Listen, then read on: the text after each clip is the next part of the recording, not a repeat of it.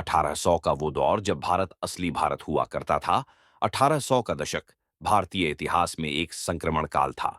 मुगल साम्राज्य कमजोर हो चुका था और ब्रिटिश ईस्ट इंडिया कंपनी धीरे धीरे राजनीतिक शक्ति बन रही थी।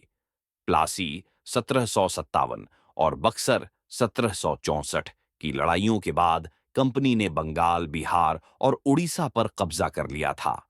1800 तक कंपनी का नियंत्रण उत्तरी भारत के बड़े हिस्सों, मद्रास, बॉम्बे प्रेसिडेंसी और कई रियासतों तक फैल चुका था। फिर भी अधिकांश भारत अभी भी स्वदेशी राजाओं, नवाबों, पेशवाओं, सिखों, मराठों और स्थानीय सामंतों के अधीन था। यह द्वार असली भारत का था क्योंकि पश्चिमी प्रभाव अभी पूरी तरह हावी नहीं हुआ था। लोग अपनी परंपराओं, संस्कृति और जीवन शैली में डूबे हुए थे। ग्रामीण भारत उस समय आत्मनिर्भर था। गांव एक छोटी दुनिया की तरह थे।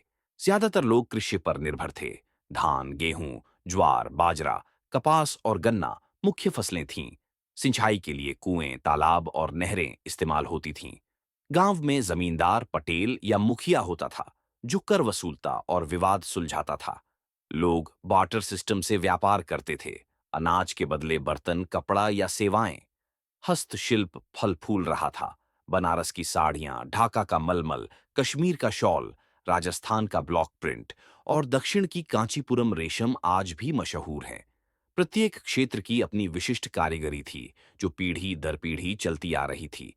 समाज में संयुक्त परिवार प्रथा मजबूत थी। लोग संयुक्त रूप से रहते, खेती करते और त्योहार मनाते थे।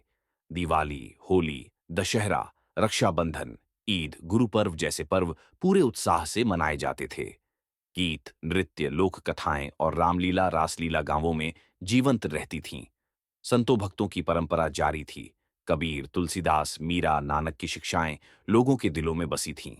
शिक्षा मुख्यतः गुरुकुलों, मदरसों और पाठशालाओं में होती थी, जहां संस्कृत, फारसी, हिंदी स्लैश उर्दू, गणित और ज्योतिष पढ़ाया जाता था। शहरों में जीवन थोड़ा अलग था। दिल्ली अभी भी मुगलकालीन वैभव की यादें संजोए हुए थीं, लेकिन आर्थिक रूप से कमजोर। लखनऊ नवाबी संस्कृति का केंद्र था।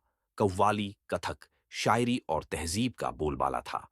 हैदराबाद, मैसूर, अवध, ग्वालियर, जोधपुर जैसी रियासतें अपनी स्वतंत्र पहचान रखती थीं। लोग अभी भी पारंपरिक वस्त्र पहनते थे।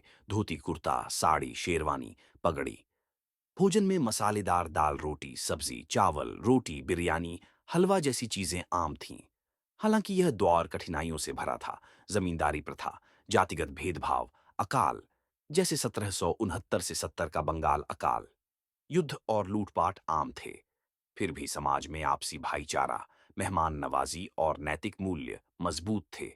लोग ईमानदारी, मेहनत और धर्म से जुड़े हुए थे। ब्रिटिश प्रभाव बढ़ने से पहले भारत अपनी जड़ों में मजबूत और सांस्कृतिक रूप से समृद्ध था। आज जब हम उस दौर को याद करते हैं तो लगता है कि वह असली भारत था, जहां जीवन सरल था, संस्कृति जीवंत थी और लोग अपनी धरती से गहराई से जुड़े थे। आधुनिकीकरण ने बहुत कुछ बदला, लेकिन वह आत्मा आज भी कहीं न कहीं बाकी है।